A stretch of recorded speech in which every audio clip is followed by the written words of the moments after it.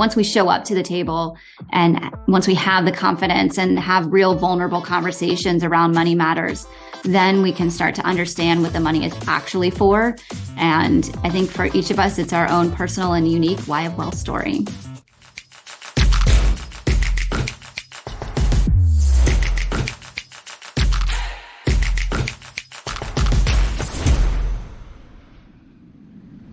What do wealth and financial security mean to you?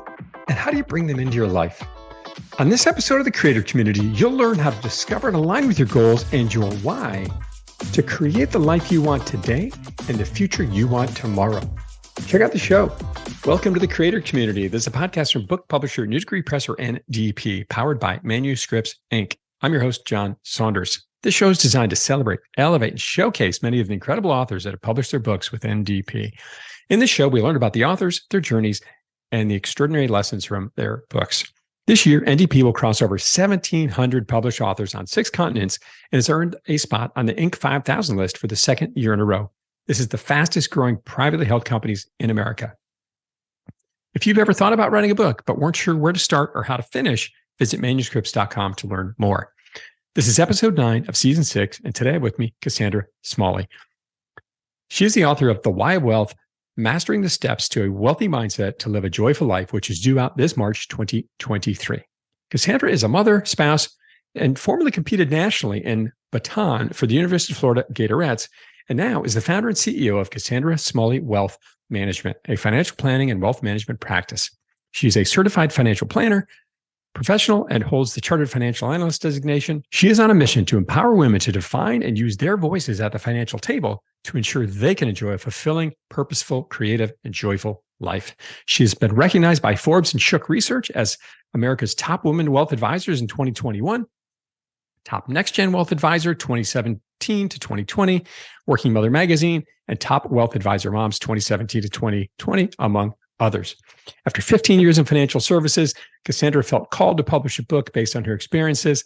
The book centers on the challenges women face in building wealth and pivots obstacles into action by turning one's unique perspective into one's power to design their best life. Cassandra, welcome to the show. John, thank you so much for having me. It's so fun to be here.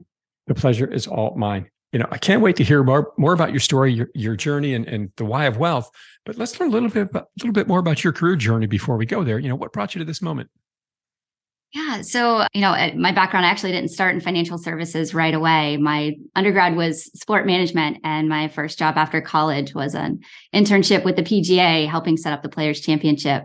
But I realized I wanted to do more in finance. So I went back to work on an MBA and found my way to a job at Fidelity Investments, trading stocks and mutual funds and helping clients with their investment accounts. But not more than a few months after getting hired, it was actually the start of the Great Recession, and the stock market started to crumble. And I'm sure you'll remember everything on the news at that time was negative. Businesses were failing, people were losing their jobs and their homes, and clients really saw their hard-earned savings fall in half over the next 18 months or so.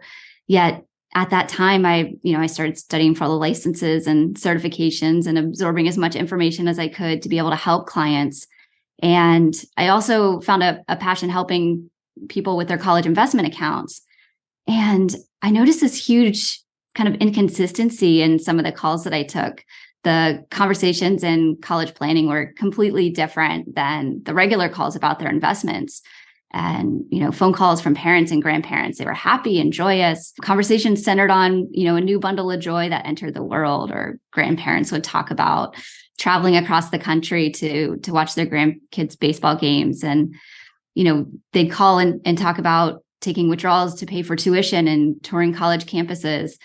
Even conversations, even though they were about their investment accounts, the one thing that made all of their fears in the world seem to go away during this time frame was, how much they loved and were proud of the younger people in their life. And the conversation really centered on what mattered most to each person. So, reflecting back, I can see this was kind of the start of that light bulb moment of where we need to make sure our conversations about money really go back to our why. And, 5 years later, I began working for another investment advisory firm. still focused on investments and financial planning, but it was much more focused on those longer term relationships and helping clients step out of their careers and reach retirement and ensure their money would last throughout retirement and then ultimately pass on to the next generation.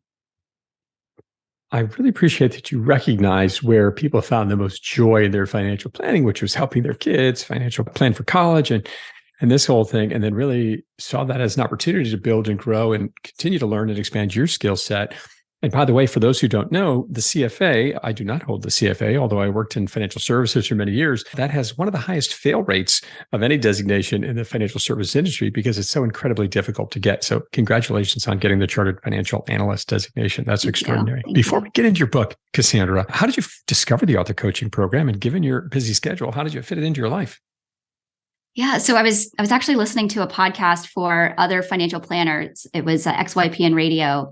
And Katie North was sharing her journey about writing and publishing her book. Her book was called The Resiliency Effect. And she went through the Creator Institute and published, I believe it was in 2020. And it was exactly what I was looking for. It had the accountability and the editors and the coaching and publishing and really all the tools and resources I needed to get my book from start to finish. And coming to the program, I actually had, 40, 50,000 words, started as articles I'd saved on my computer thinking, one day I'd turn it into a blog. But as the content grew and my passion for this topic around women's financial wealth and success grew, I realized, I'd love to turn it into a book in hopes that maybe someday it could help someone have more of these types of financial conversations in their own homes. And so, I joined the evening writing workshops, which helped me better understand different writing styles and how to construct chapters and spent many late nights up to 1 and 2 in the morning sometimes when the writing vibes were flowing and consumed many of my weekends. I think everyone's encouragement along the way, both in the author community there to support me, as well as, my friends and family and network really helped keep me going. Writing a book is really hard, but the more I was able to involve people in the process, it really refueled me to keep going. And, even though I wasn't starting from scratch and had quite a bit of content coming into the program, I learned there were certain components that were missing from chapters, and it was actually kind of difficult to let go of so much content to make way for interviews and research and stories that would ultimately make the book better. That is fantastic. And Katie North, I was in the same cohort with Katie North, actually. Oh, really? So I love that you brought her name up. And we went through the journey together and I got to hear her story and taking a sabbatical and all of these things, which was amazing. But I also appreciate the fact that part of this journey is learning how to build chapters, not write them, right? And also figuring out what style and what works for you. And more importantly, hitting that tipping point, which I'm going to add as a word to your story there, which is once you hit this tipping point and really understand what your book's about and part of the process gets you there, writing till 1 or 2 o'clock in the morning, which was also kind of how I got it done, actually gets easier and easier, which sounds crazy to say, but I sat in this chair many nights till that hour just because you get so excited about it and you're energized by it and how the reaction you're getting from your audience and how you engage them early on. So love that you had sounds like a pretty similar experience. Yep. I know the cover is still a bit of a work in process for you, Cassandra. What's that process been like? How do you create a book cover? Yeah. So like you mentioned, I'm actually still going through this process right now. So it hasn't been finalized just yet, but I knew that I wanted the book cover to stand out on the shelf. I wanted that book cover to feel joyful because that's really the mindset I want people to feel when it comes to how their wealth can support their lifestyle. So I was first tasked with creating a mood board and a cover brief. And I want the book to kind of have those blues and turquoise and my favorite beachy colors. So I mixed in my mood board those different colors with different pictures that resonated with me, different images that were related to the book's themes. And earlier this week, I met with my cover design team and we talked through a couple of different mock-ups and illustrations to see what a joyful journey to retirement might look like. And, as of this conversation, they are creating 3 different mock-ups with different images that my author community will have the ability to help me vote on. So I'm excited to see what they come up with and how it all starts to come together. Well, just the color scheme alone and the mindset you're taking into this, which is what does a joyful retirement look like? I can't wait to see it. Feel free to send it to me to offer a vote up if that would be of interest to you. I'd love to take a look at it. Very cool. So let's get into the book, The Why of Wealth. Cassandra, what's it about? The book summarizes what I've learned working with clients on their financial journeys. So it teaches us to think about our own personal why story and be able to use our wealth to set ourselves and our family up for success so we can truly enjoy the passions of life. The Why of Wealth is designed to grow with you throughout your life's journey, from early career professionals through your golden years. So there's chapters that will fit no matter your age and stage.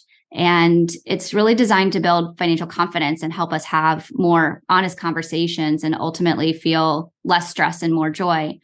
So the first part of the book is about the why. So specifically why conversations about money and wealth, really need more inclusion for women. And we talk about issues that can impede our wealth story and how some of those are even more pronounced, particularly for women. But then we also talk about things that actually make women excellent with their money.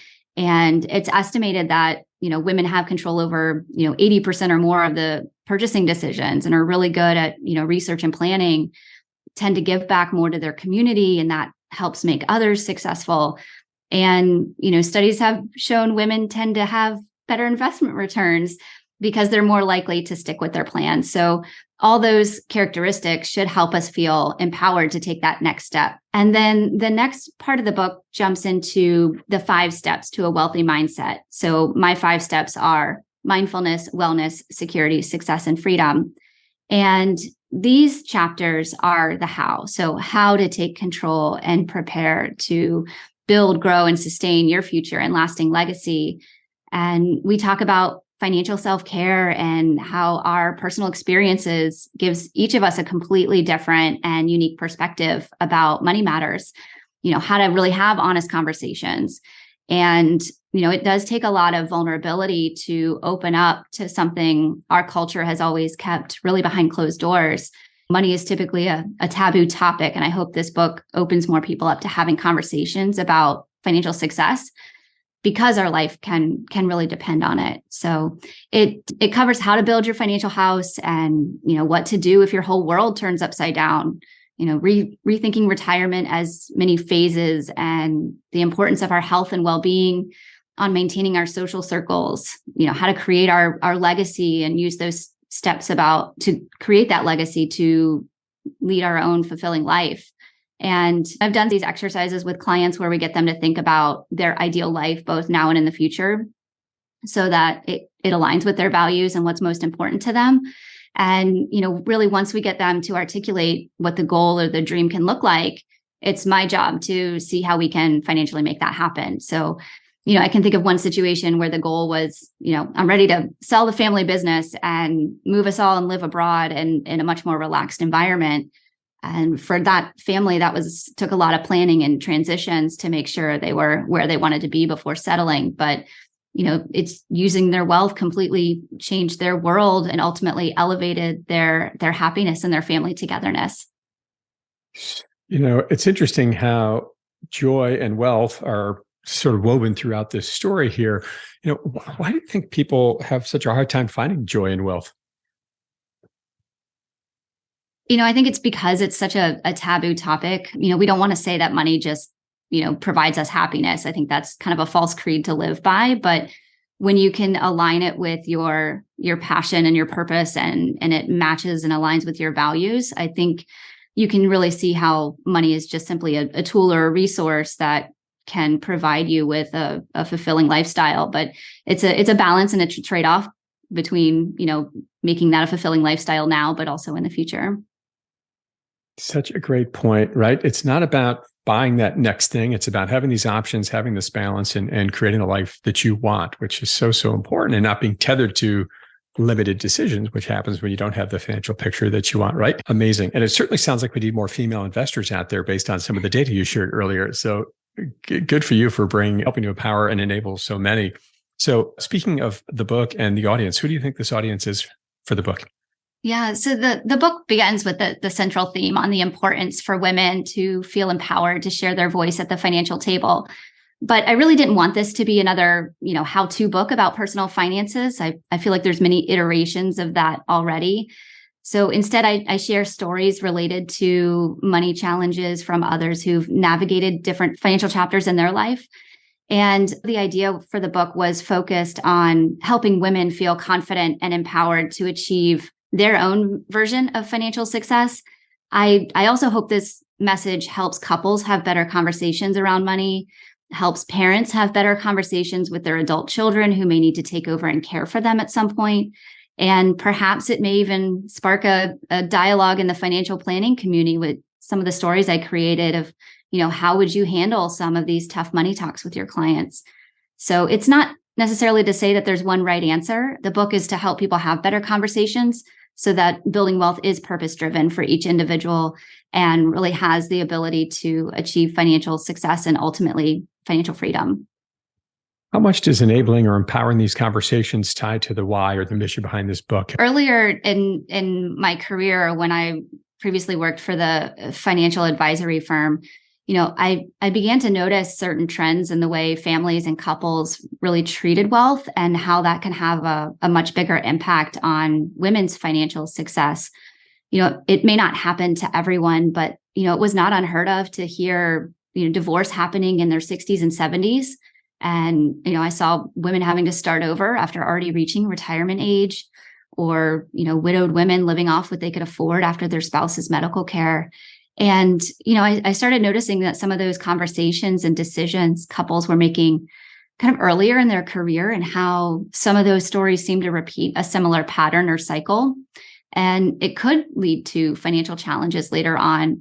So that really became my mission, to encourage both parties to have a voice at the financial table, and that the financial table really needed to be more inclusive. So it's not just about what stocks are in there. It's more about that why. So, I started making sure, both parties were engaged and encouraging clients to call family meetings so that the next generation were involved or knew who to call. Because at the end of the day, when you think about, statistically who lives longer, 8 out of every 10 women are bound to make, have to take care of their own wealth or someone else's. The decisions, we're making over the course of our careers could actually have a much bigger impact on her success and her ability to maintain that sense of security and financial freedom. And that realization was kind of the start of the idea for the book and the why. Seeing these consistent mistakes that you clearly found solutions for, and helping people identify them early on and making sure that they address them and building that into everybody's plan. What a fantastic mission that you're on here. One of the key themes you talk about in the book is defining purpose. How many things will you be when you grow up? And what do you mean by that? Yeah, so that quote comes from Dr. Joe Coughlin, who's the director of the MIT Age Lab, who said, we should start thinking about 100-year life where we're no longer asking, what are we going to do with our life, or what do we want to be when we grow up? It's what's that purpose in our life, and how many things will we be when we grow up? And I really hope that's what I can help people start to think about as they're, using their resources to design their best life, both now and in the future. And I think it can mean a lot of different ideas to different people. And I would expect that to kind of change over time. In the book, I share this silly moment where I went to visit my aunt on a long weekend, who's now retired. And she was a very accomplished woman in her career. And she turned to me and she said, have you seen the sandbox I built in my backyard? And it caught me off guard. So, paused trying to process what she just said. And kind of the next logical question was, why on earth would you need a sandbox? So, we walked out her back door and across her yard, and she lives on a few acres of land. So it was kind of tucked beneath the trees. And this was not just any sandbox. She constructed this park-sized pavilion, and this giant sandbox had a fully operationally levered lid. It spanned the entire length. And the purpose of it all was for this 6-foot-tall blazing kiln in the middle for her to make our pottery. So she's sharing this experience with me of, how it all comes together. And, to somebody, it may look like just a hobby, but it was, part side income, part passion projects. And she attends art camp vacations for adults where she learns different techniques, and has another entire art studio in her garage where she makes these beautiful pieces for others. And it was this really unique moment where I realized our purpose and our passions in life don't need to fit in some kind of traditional retirement box. this sandbox in this case was really that metaphor, or symbolized a vision of retirement that was uniquely hers. Sandbox wasn't for kids. It's not for grandkids. It was her vision. And, that defined a joyful life and what that meant for her. And so when we think about like how wealth can be used as a tool to help us fuel our passions and find purpose and enjoyment, I'm finding it's not about asking clients what they're going to check off the bucket list when they clock out of work for the last time. It's about creating a lifestyle and understanding our why story, and however many versions of ourselves we like to be. Being an artist was just one of the many amazing things that she does. When you think about helping people with this planning process, so unearthing their purpose and passion as part of that journey, what are some of the questions you like to ask people to help unearth that? Yeah, just, as you think about what an ideal lifestyle would be, in 5 years, what would you ideally like to accomplish? And we try and back into that, not just today, but also, what have you accomplished and what do you want to accomplish in the future that you haven't yet done yet? I think there's a lot of different ways that we can kind of think about these different versions of ourselves.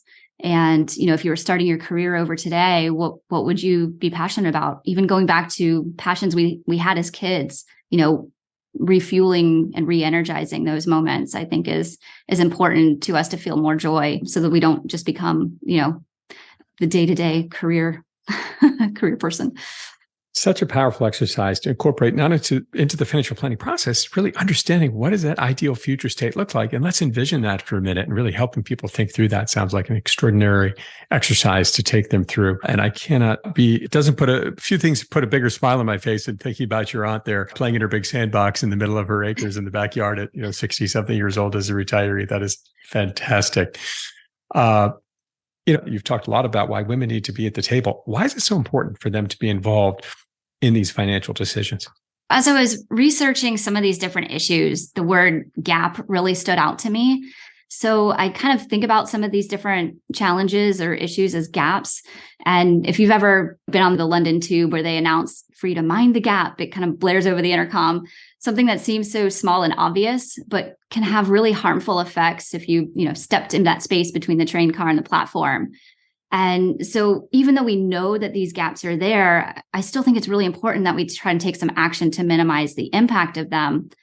One of the more common gaps we hear about is the gender pay gap, where studies show, women make 82 cents for every dollar men make. And the planner in me just worries about, for someone who's impacted by that difference, if she had the opportunity to invest that difference, that 18% difference, over the course of her career, mathematically, it could very easily mean $1 million difference in wealth alone. And then you look at things like longevity gap, where we know women statistically live longer and will increasingly be the decision makers. 1 in 3 women are projected to see age 95, and wealth transfers to that next generation. And then, there's studies of the gender investment gap, meaning, women on average tend to hold more cash rather than invest. And one explanation I found that might have to do with that is how the household actually divides financial responsibilities. And that's something I've seen happen, in my career too, where, one party pays the groceries and the bills and the kids' activities, where the other takes care of investing in their 401k. And that to me seems like they could be dividing their success when they divide financials to that degree. And what I'll call social security gaps can exist because of some of those other factors. So, if they are impacted by lower wages, or they do take career breaks for caregiving roles, means that work history and earnings history will be impacted. And so while, some of these may not seem like much in isolation, when you start adding some of these factors together, especially over the course of a career, the issues only get amplified. And so, hypothetically, let's say, if someone is impacted by less pay at work or needed to take time out of their careers to be the caregiver, those dollars missed are not contributed to their retirement, not inflated in the next promotion, not compounded in their investments, and ultimately not accounted for in the Social Security calculations.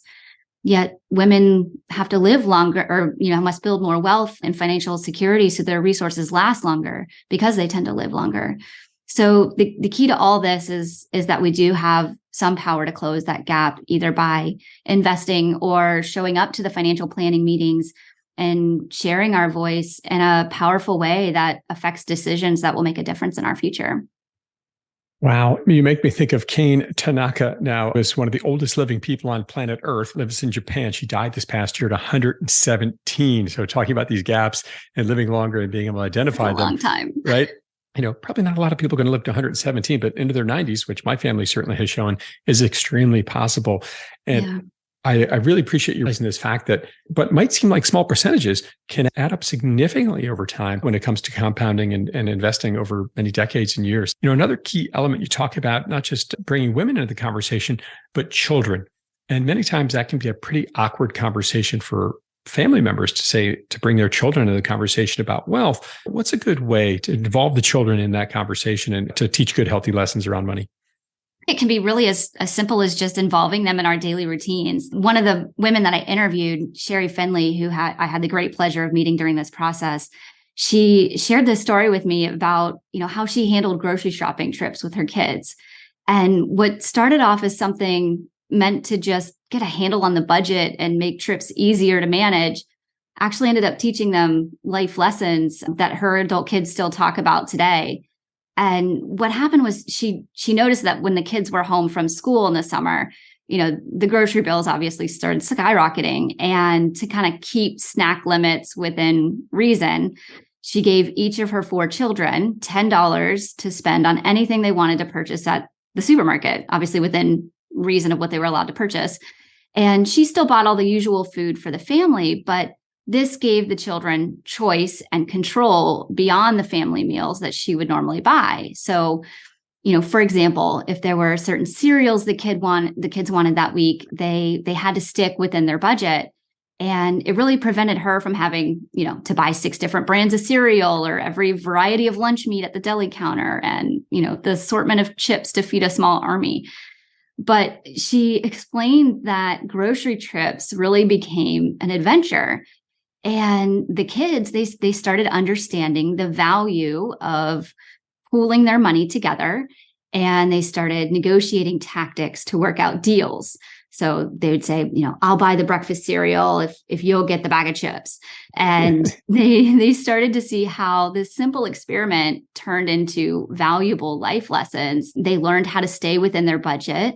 And there were alliances that developed through this process, and the alliances would change over time, depending on who cared about different types of food. And she described this one moment where all 4 kids were kind of gathered around the cash register in the checkout lane, adding up their total with $1 left over.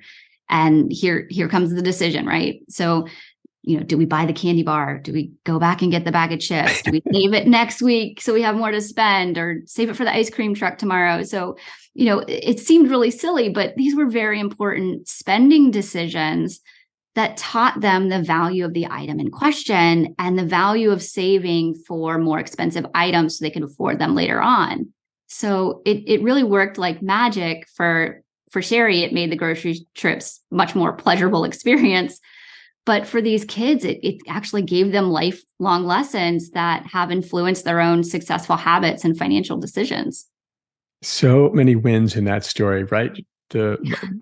Shirley had the better experience at the shopping store, at the grocery store, not having to, debate the 6 kinds of chips to get, right? And it gave the kids this ability to make this decision about opportunity cost, right? If I buy this thing, then I can't have this other thing, right? I vividly remember a time sort of bugging my mom about, why do you collect all these coupons? And I was probably 12 or something, 10, 12 years old. She was always cutting coupons, which of course is now all digital, but back then there was this big shoebox in our house that had, 800,000 coupons in it. And we'd go to the grocery store and she'd pluck them all out. And I bugged her about it. And finally one day she goes, we spend $10,000 to $12,000 a year on groceries. If we can save 10% on that, that's $1,200. Guess how much the airplane tickets cost on our last vacation? About $1,200, And so that was a really big moment for me through a similar experience to Shirley's at the grocery store, where I was like, oh, that's where this can come into play, because I love going on vacation and now I see how we get that done. So love that story. Thank you for sharing that. So communication about money matters, right? Why is this so important? Yeah. So I think it's tough enough for many people to talk to their partners about money, but for future generations who will inherit it, money values and expertise are just as important to communicate and really pass on those lessons down to the next generation. One example, a few summers ago, my husband Kevin and I, we took a weekend vacation to the Biltmore Estate, which is a beautiful getaway. And for listeners who may not have been there before, it's hundreds of rooms, libraries and banquet halls and indoor swimming pool and bowling alley, just these gorgeous botanical gardens on thousands of acres, overlooking the mountains in North Carolina. Every room was really a sight to see, but this was the home of the Vanderbilts. And they were some of the wealthiest people in America at the time who grew their wealth thanks to the railroad business. They were also very philanthropic, but what was reported at Commodore's passing in the late 1800s was that the family had $100 million in wealth. And what you see happen over time is this temptation of the Gilded Age that led to kind of extreme spending. And within a few generations, unfortunately, that family wealth was gone.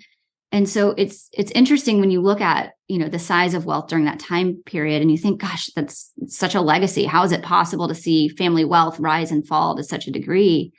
But it's actually estimated that, 70% of our wealth is lost in that second generation and 90% is lost by the third. So, unfortunately for the Vanderbilts, it didn't last much longer than that. And then, I think about the act of getting wealthy and staying wealthy is really two very different skill sets and requires this kind of mindset of judgment and discretion and the decisions we make and how we prioritize, back to your flight example, what's important to us both now and in the future.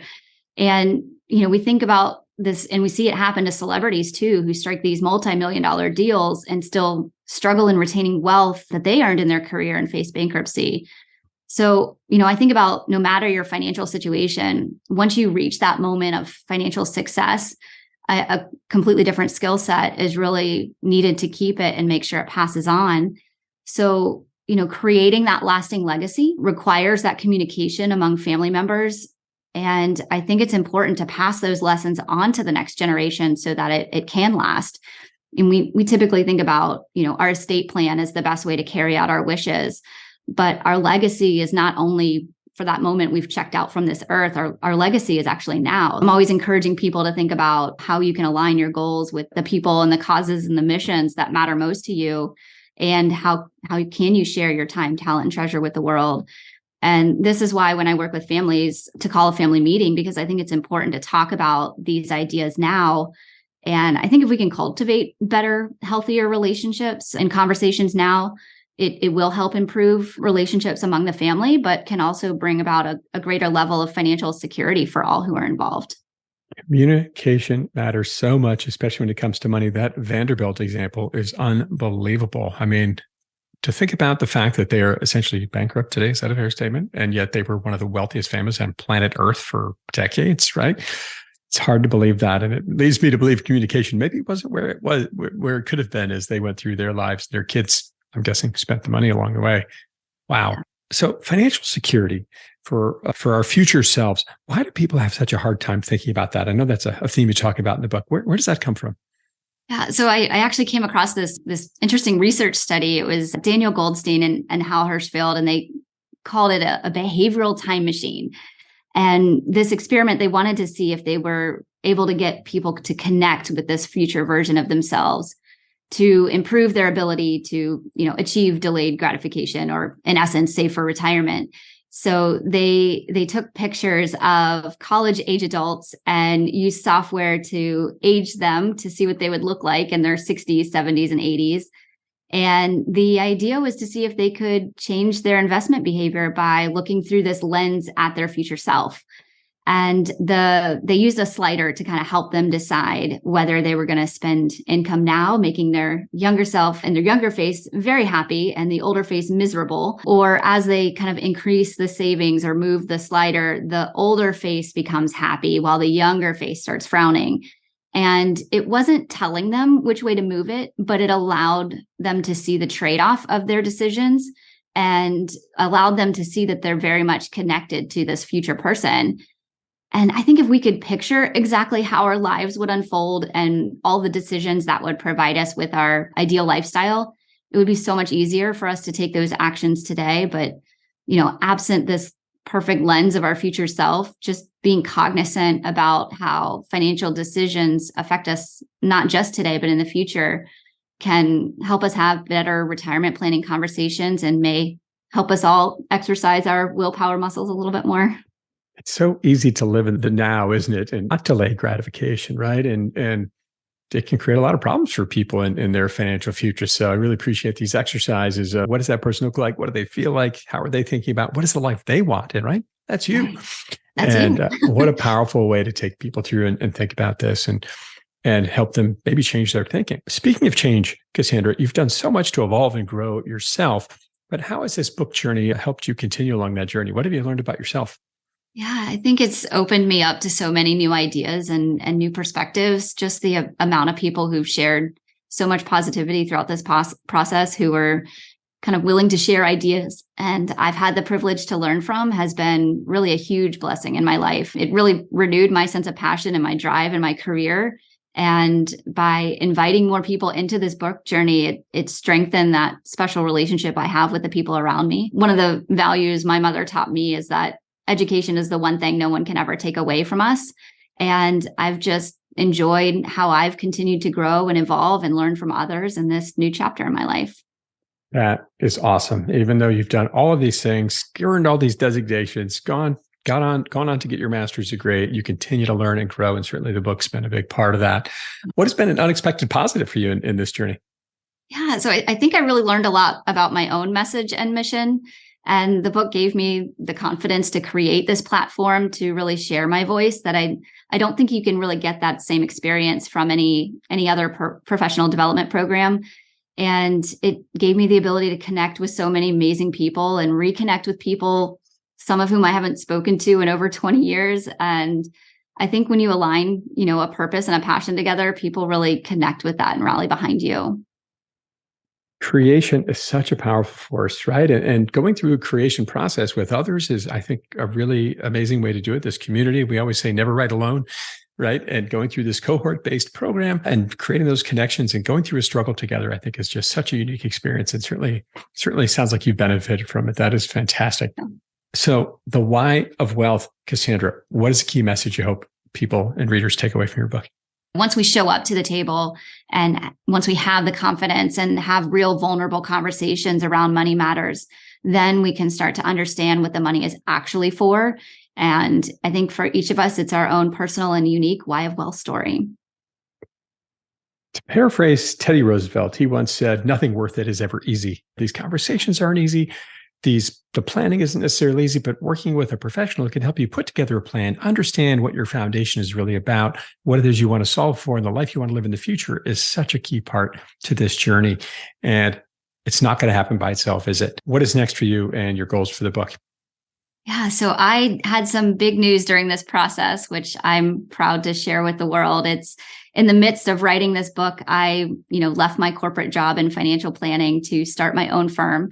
And I'm now the proud founder and CEO of Cassandra Smalley Wealth Management. We're a financially planning focused company where we help clients confidently grow their wealth in a way that aligns with their values to design their best life. And so working with clients one-on-one and also doing more speaking engagements. And I have a few book launch events lined up in the coming months to be able to bring this message to a wider audience. So I hope I can share my passion to educate and empower others to live that financially free and joyful life.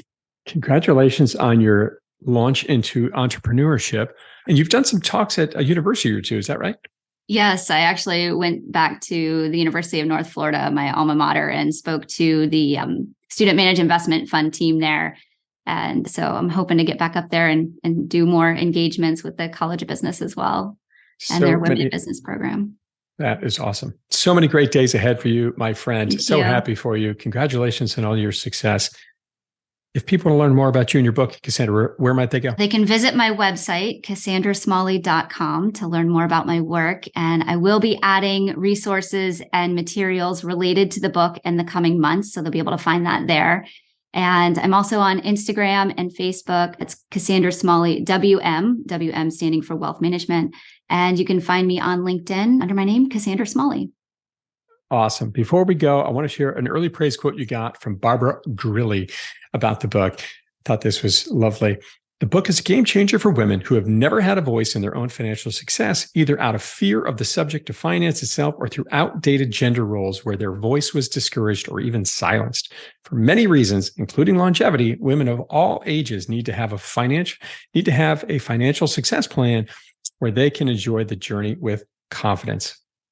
How did it feel to get that quote from Miss Grilly? Oh, it was just amazing. And honestly, I'm just so blessed with the number of people who shared their wisdom and their stories. And to have a quote like that just means that this message really matters. And so I'm so deeply humbled by her support and generosity. Cassandra, great to see you. Thank you so much for joining the creator community and sharing your story. Thank you, John, for having me on the show and for all that you do with the author community. And thank you, Eric Custer, for the Creator Institute manuscripts and to New Degree Press. It's been such a rewarding experience and really an honor to be a part of this community and be able to share my passion. So thank you all. You're too kind. It's fantastic to have folks with your energy and thoughtfulness in the program. Cassandra Smalley's book, The Why of Wealth, Mastering the Steps to a Wealthy Mindset to Live a Joyful Life, will be available wherever you buy books online this March 2023. Don't forget to subscribe to the Creator Community channel on your favorite podcast platform and be sure to leave us a review. If you're ready to write your book, visit manuscripts.com to learn how to turn your idea into a book in about a year. I'm your host of the Creator Community, John Saunders. Keep creating.